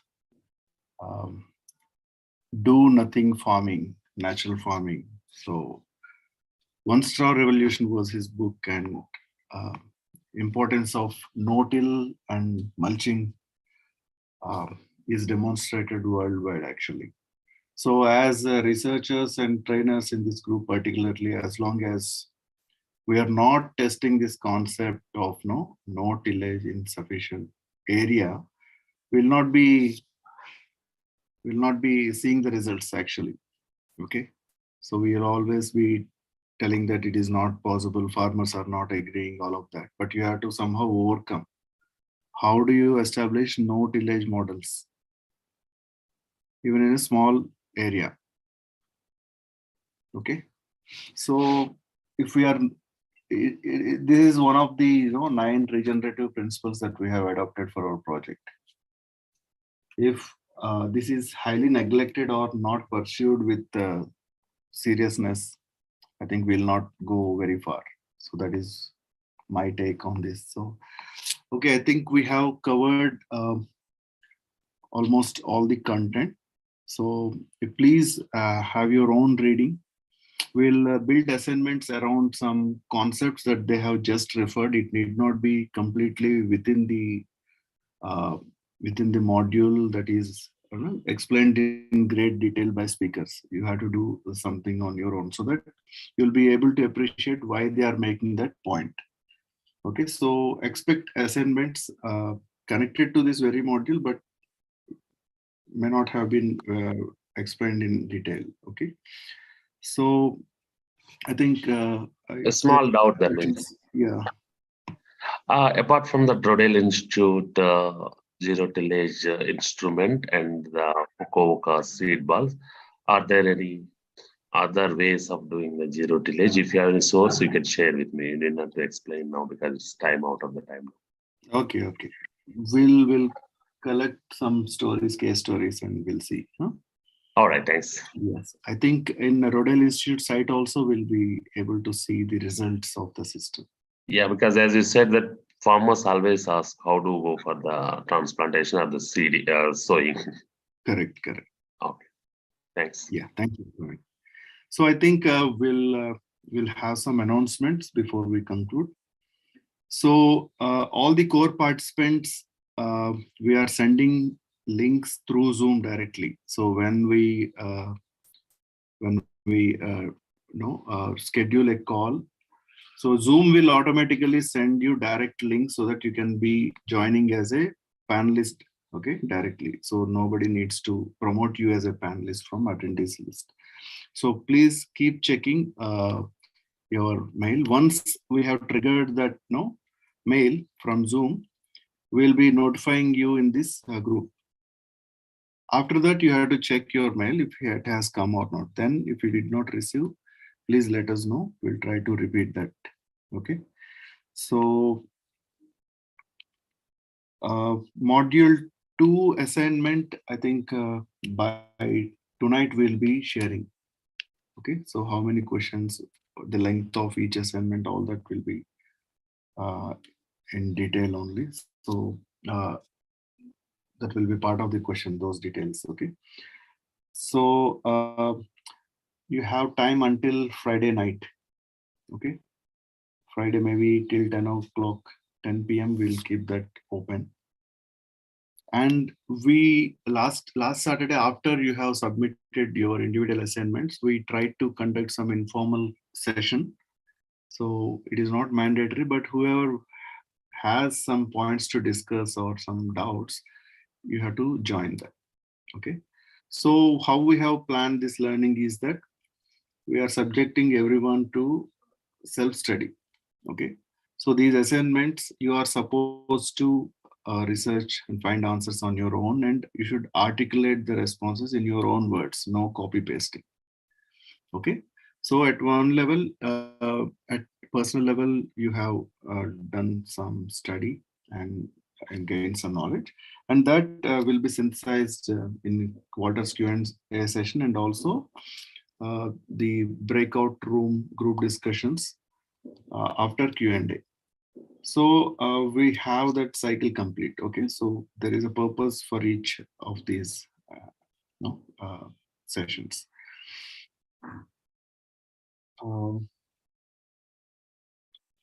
So there are small groups also. In each group, there are facilitators. So please feel free in your groups to be very informal and be proactive in stimulating a lot of discussion around the concepts, theories that you have heard. Okay, there should always be some discussion going, and people should be free to interact and share their learnings. Okay, so there are facilitators in each group. Not just facilitators, all the participants have a greater role in keeping the group very vibrant. And after you submit your assignment on Friday night, maybe we'll spend some couple of hours on Saturday. So after your self-study, still you have some doubts or you want to discuss, share something, we can meet for 1 or 2 hours. Okay, so the time will be announced later. So these are the things I wanted to announce. If you have any suggestions or anything, you can put that in group also or here in chat. Next 2 minutes. We'll close at 1:05. Okay, that's all. Dharmendra sir. Yes. Dharmendra sir. Sir, చెప్పండి. Sir మీరు పంపించిన అవి videos first వాల్టర్ వే open అయ్యాయి, తర్వాత ఏది కూడా ఓపెన్ అవ్వడం లేదు. Is there any trouble? Please once again you resend it please. లేదు, మీరు థంబ్నెయిల్ మీద ఇమేజ్ మీద క్లిక్ చేయకూడదు, కింద లైన్ వీడియో ఉంటుంది. అదే దాని మీద క్లిక్ చేస్తేనే ఓపెన్ అవ్వడం లేదు. Shogoti, can you quickly demonstrate? Open that PDF and show sir. Yeah. ఇంకెవరికైనా ఏమన్నా ప్రాబ్లమ్స్ ఉన్నాయా?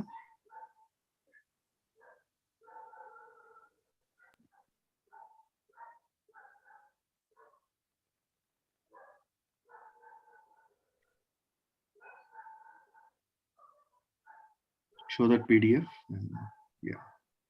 Sir, చూడండి. అవి రెండు ఇది ఇక్కడ మోడీ ఫోటో మీద క్లిక్ చేయకూడదు, కింద ఉంది కదా దాని మీద కింద ఆ రెడ్ కలర్ దాని మీదనే క్లిక్ చేస్తున్నాను, అయినా కూడా అవ్వడం లేదు. లేదా రైట్ క్లిక్ साथियों मिट्टी या ये भूमि సో రైట్ క్లిక్ చేసి కాపీ లింక్ అని కొట్టి ఆ మెథడ్ కూడా చూపించు శివకోటి. కాపీ లింక్ అని తీసుకొని కొత్త ట్యాబ్ లో పేస్ట్ చేయడం. అట్లా రైట్ క్లిక్ నొక్కండి సార్, కాపీ లింక్ అని వస్తుంది. లింక్ పేస్ట్ అయిన తర్వాత yes, and then new tab ఒకటి ఓపెన్ చేసి అందులోకి వెళ్ళి పేస్ట్ చేయండి. ఓకే. साथियों मिट्टी या ये भूमि ఎస్. ఓకే. ప్రాబ్లం ఉంటే come back to me sir. Thank you sir. Thank you everyone. Thank you. You can stop recording and close it, Shivkoti. Yeah, Dharmendra, మనము అంటే 15 minutes గ్యాప్ తీసుకుందామా? What do you propose? Okay sir. మీరు చెప్పండి. మీరు, నేను, Gopi, Chakravarthi, Srinivas. Okay sir. Okay. ఎప్పుడు meet అవుదాము? Now it is 1:06 కదా. 1:30, 1:20. Yeah fine. 1:30 is okay. మన వాళ్ళు ఉన్నారా? మిగతా వాళ్ళు ఇందులో ఉన్నారా? చక్రవర్తి ఉన్నారా? Sir Gopi sir. సార్ అంతే సార్. చక్రవర్తి సార్, నమస్తే. ఓకే. యా గోపి, ఎప్పుడు మీట్ అవుదాం సార్? అంటే కాదు, will sit after lunch sir. 3 o'clock కి ప్రెసిడెన్స్ ఉంది. సరే సార్, అయితే వీల్ సిట్ at 1:30 సార్. 1:30 నుంచి 1 hour కూర్చుందాం సార్. అయితే 1 hour కూడా అవసరం లేదు గోపి. సరే, 1 hour maximum. 1 hour maximum. Fine sir, అట్లాగే sir. Okay sir. Okay. 1:30. Srinivas గారు కూడా చెప్తాను సార్, ఉన్నారు. చెప్తాను sir. Okay. Right, thank you. Link ఎవరు పంపుతారు? ధర్మేంద్ర పంపుతాడా link? Yes sir, no problem. Yeah. Okay. Right. Bye. Thank you.